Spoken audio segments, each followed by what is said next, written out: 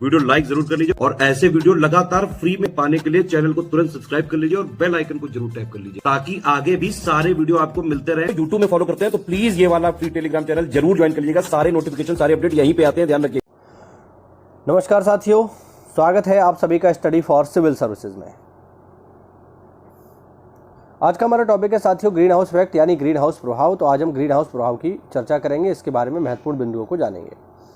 देखिए, अगर हम ग्रीन हाउस प्रभाव की बात करें तो बहुत ही सिंपल सी चीज़ है। इसमें बेसिकली क्या होता है कि ग्रीन हाउस प्रभाव एक ऐसी व्यवस्था है जिसमें हम सूर्य के प्रकाश को अंदर तो आने देते हैं, यानी सूर्य की गर्मी को अंदर तो आने देते हैं, हीट को, लेकिन बाद में जब हीट को बाहर जाना चाहिए तो बाहर नहीं जाने देते, लॉक कर लेते हैं। तो बेसिकली ग्रीन हाउस क्या होता है, ग्रीन हाउस का इस्तेमाल देखिए पहाड़ी जगहों पर होता है जहाँ पे धूप कम निकलती है तो गर्मी थोड़ा वहाँ कम रहती है। तो किसान लोग क्या करते हैं कि ग्रीन हाउस बना लेते हैं, यानी एक ऐसा हाउस बना लेते हैं जिसमें सूर्य की गर्मी अंदर तो आ जाती है लेकिन वो गर्मी बाहर नहीं जा सकती, उसे लॉक कर लिया जाता है। इसी व्यवस्था को बोलते हैं हम लोग ग्रीन हाउस। ठीक है, अब ये ग्रीन हाउस वैसे तो ठीक है, खेती के लिए हम यूज़ कर रहे हैं, ठीक ही है, बट जब ये बड़े स्तर पर पृथ्वी के संदर्भ में होने लगता है तो ये खतरनाक चीज़ हो जाती है और इससे जो धरती का तापमान बढ़ रहा है उसी को बोलते हैं ग्रीन हाउस इफेक्ट। चलिए देखते हैं जरा क्या है। ग्रीन हाउस प्रभाव शब्द की उत्पत्ति एक ऐसी परिघटना से हुई है जो पौधघर में होती है, यानी मैंने बताया ना आपको खेती में। ग्रीन हाउस प्रभाव प्राकृतिक रूप से होने वाली परिघटना है जिसके कारण पृथ्वी की सतह तथा वायुमंडल गर्म हो जाता है। नॉर्मल जब तक हो रहा है, नेचुरली हो रहा है तब तक ठीक है, लेकिन जब हम इसमें अपनी टांग अड़ा देते हैं तब ये दिक्कत करने लगता है। यदि ग्रीन हाउस प्रभाव नहीं होता तो आज पृथ्वी का औसत तापमान 18 डिग्री सेल्सियस रहने के बजाय ठंडा होकर -18 पहुंच जाता। यानी नेचर ने हमें इतनी व्यवस्था करके दी है कि हमारा तापमान 18 सेल्सियस पे रहेगा, ठीक है। अगर ये नहीं होता तो भी दिक्कत होती, क्योंकि तो टेम्परेचर माइनस में चला जाता। दिन के समय में धरती जितनी गर्म होती, रात के समय में उतनी ज़्यादा ठंडी हो जाती, तो फिर मामला दिक्कत देता। बट अभी ऐसा नहीं है, तो नेचर ने हमें ये व्यवस्था करके दी है, फिर हम भी इसमें टांग अड़ा रहे हैं। देखो, ग्रीन हाउस गैसों के स्तर में वृद्धि के कारण पृथ्वी की सतह का तापमान काफ़ी बढ़ जाता है, जिसके कारण विश्वव्यापी उष्णता होती है। उष्णता मतलब गर्मी होती है। गत शताब्दी में पृथ्वी के तापमान में 0.06 की वृद्धि हो गई है, यानी पिछले 100 सालों में हमने धरती का तापमान 0.6 डिग्री बढ़ा दिया है एवरेज। अब आपको लग रहा होगा ये तो बहुत कम है, 0.6 से तो क्या ही फर्क पड़ेगा, ये तो 1 डिग्री भी नहीं है। बट साथियों, ये बहुत ज़्यादा फर्क डालता है हमारे ग्लेशियर्स के ऊपर। जो ग्लेशियर्स है हमारे, उनके लिए 1-1 डिग्री का टेम्परेचर कम या ज़्यादा होना बहुत मायने रखता है, जिससे वो बर्फ़ पिघलेगी। और ध्रुवीय बर्फ़ पिघलने का मतलब है कि नदियों में बाढ़ आना, समुद्र का जलस्तर बढ़ना और बहुत ज़्यादा समस्याएं खड़ी होना, या आप समझ लीजिए पूरा का पूरा जलवायु ही परिवर्तित हो जाएगा इस 1 या 2 डिग्री के अंतर से ही, आप इसको समझिए। ठीक है, अब देखो, पृथ्वी की ऊष्मा अवरक्त विकिरण के रूप में विकसित होती है, जिसका लगभग 90% भाग वायुमंडल में उपस्थित कार्बन डाइऑक्साइड अवशोषित कर लेती है। यानी जो भी गर्मी धरती पर आ रही है उसका 90% कार्बन डाइऑक्साइड एब्जॉर्ब कर लेती है। ग्रीन हाउस प्रभाव के अस्तित्व के बारे में 1824 में जोसेफ फोरियर ने बताया था। सबसे पहले ये वो व्यक्ति थे जिन्होंने ग्रीन हाउस गैस की अवधारणा को दिया। ग्रीन हाउस प्रभाव में वायुमंडलीय गैसें मुख्यतः कार्बन डाइऑक्साइड द्वारा अवरक्त किरणों को अवशोषित किए जाने की घटना को ग्रीन हाउस प्रभाव कहते हैं। पृथ्वी के वायुमंडल में पाई जाने वाली प्रमुख ग्रीन हाउस गैसें कौन कौन सी हैं? जलवाष्प। देखो, ध्यान रखना, जलवाष्प एक इंपॉर्टेंट ग्रीन हाउस है। कार्बन डाइऑक्साइड है, मीथेन है, नाइट्रस ऑक्साइड है, क्लोरोफ्लोरोकार्बन है। कुछ गैसें ग्रीन हाउस नहीं है, जैसे कार्बन मोनोऑक्साइड नहीं है, ध्यान रखना, ऑक्सीजन नहीं है, ठीक है, और जहाँ तक मुझे याद आ रहा है नाइट्रोजन भी नहीं है, तो इस चीज़ को ध्यान रखना। अब यहाँ पर आप इस डायग्राम से इसको देख लो। देखो क्या हो रहा है, सूर्य की रोशनी आ रही है यहाँ पे, ये हमारी धरती है, धरती के चारों ओर वायुमंडल है। तो जो यहाँ से गर्मी एंटर करती है उसमें कुछ गर्मी तो हमारी धरती की सतह ही एब्जॉर्ब कर लेती है और कुछ वापस हो जाती है। तो जो वापस हो रही है उसमें क्या होता है, उसमें कुछ गर्मी CO2 जैसी गैसें एब्जॉर्ब कर लेती हैं, तो वो धरती को वापस मिल जाती है, बाकी इधर चला जाता है। अब जब तक ये नेचुरल वे में है CO2 तब तक ठीक है, लेकिन प्रॉब्लम ये है कि इंसान ने अब क्या किया, इसको ज़्यादा एमिशन शुरू कर दिया है। हमने फैक्ट्रियाँ लगा ली, हम कार चलाते हैं, हम बाइक चलाते हैं, हम बस चलाते हैं, इतने सारे हमने फैक्ट्रियाँ खोल रखी हैं जो दिन रात धुआं उगलती हैं।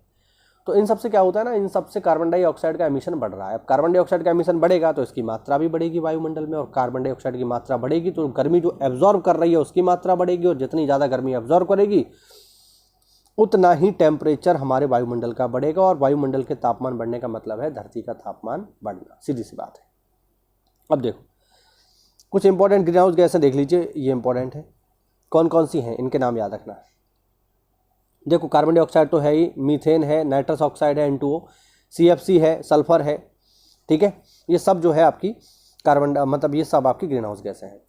कुछ अप्रत्यक्ष रूप से भी शामिल होती हैं, जैसे नाइट्रोजन ऑक्साइड है, कार्बन मोनोऑक्साइड है। देखो कार्बन मोनोऑक्साइड डायरेक्टली नहीं है, इनडायरेक्टली है।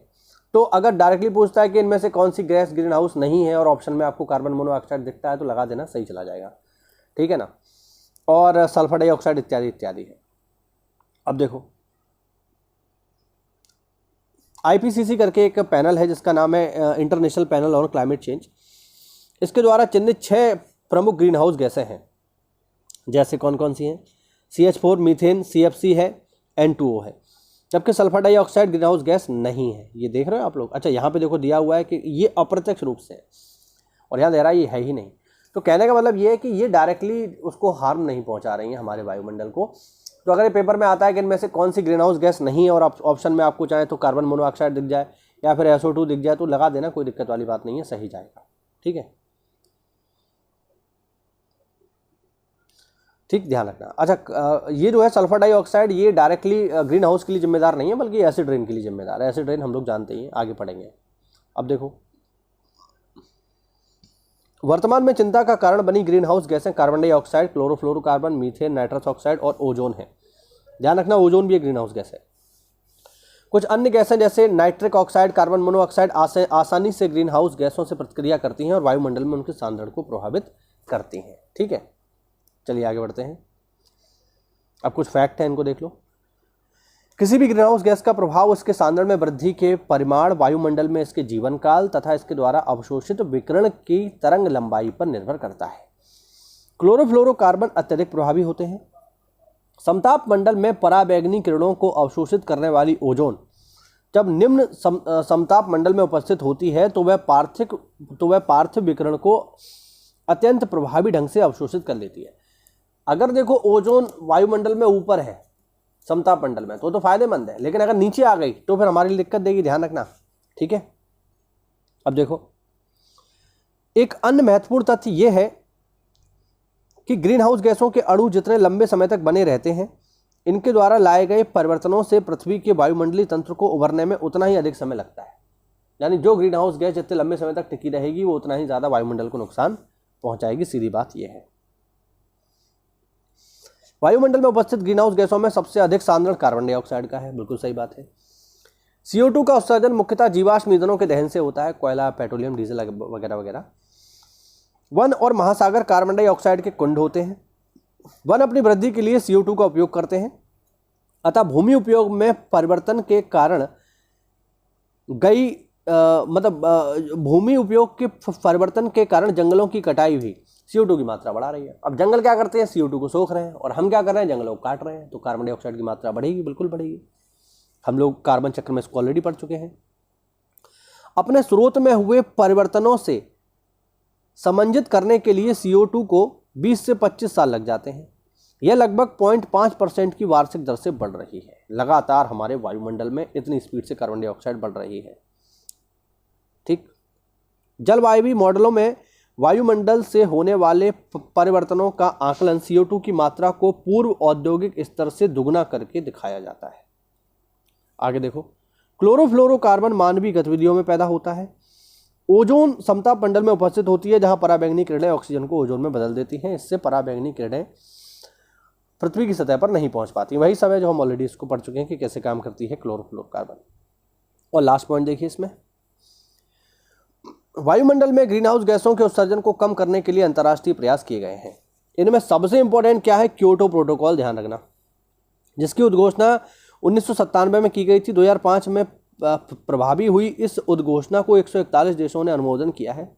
क्योटो प्रोटोकॉल 35 औद्योगिक राष्ट्रों को परिबद्ध किया है कि वे 1990 के उत्सर्जन स्तर में वर्ष 2012 तक 5% की कमी लाए। पृथ्वी के धरातल के निकट वायु का औसत वार्षिक तापमान 14 डिग्री सेल्सियस के आसपास है, ठीक है। अब ये कुछ इसके देखिए कुछ इंपॉर्टेंट कारण है, वो देख लो जरा। मीथेन जल के अणुओं से घिरकर निम्न ताप तथा उच्च दाब पर क्रिस्टलीय संरचना के रूप में बर्फ के समान जम जाती है, जिसे मीथेन हाइड्रेट कहते हैं। इसके पिघलने पर यह पुनः प्राकृतिक गैस तथा जल में परिवर्तित हो जाती है। कार्बन डाइऑक्साइड गैस पृथ्वी पर जीवन के लिए हानिकारक और लाभदायक दोनों है। यानी CO2 हमारे लिए ज़रूरी भी है और खतरनाक भी है। ज़रूरी क्यों है? क्योंकि पौधे इसको लेंगे, पौधे लेंगे तो हमें ऑक्सीजन मिलेगी। और खतरनाक इसलिए है क्योंकि ये ग्रीन हाउस इम्पैक्ट पैदा कर रही है। विश्व मौसम संगठन के अनुसार पूर्व औद्योगिक युग में कार्बन डाइऑक्साइड की सांद्रता लगभग 278 ppm थी, है ना, जो 0.03 थी, और अब ये जो है 0.5% के हिसाब से लगातार बढ़ रही है। धान के खेत, कोयले की खदानें, घरेलू पशु वातावरण में मीथेन उत्सर्जन के मानवीय स्रोत हैं, यहाँ से मीथेन निकलती है। जबकि आर्द्रभूमि, समुद्री हाइड्रेट मीथेन उत्सर्जन के प्राकृतिक स्रोत हैं। प्राकृतिक स्रोतों से वैश्विक मीथेन का उत्सर्जन सबसे ज़्यादा होता है 76%, और सबसे ज़्यादा ये कौन करता है? आर्द्रभूमियाँ करती हैं, ध्यान रखना। इसलिए कभी पेपर में अगर सवाल पूछा जाए कि मीथेन का सर्वाधिक उत्सर्जन कहाँ से होता है, तो आप आंसर करोगे वेटलैंड से होता है, आर्द्रभूमियों से होता है। तो ये हुआ साथियों आज का हमारा वीडियो। उम्मीद करता हूँ आपको कुछ नई जानकारी मिली होगी। तो ऐसा है तो वीडियो को लाइक करिए, चैनल को सब्सक्राइब करिए। मिलते हैं अगली क्लास में, तब तक के लिए जय हिंद, जय भारत, वंदे मातरम।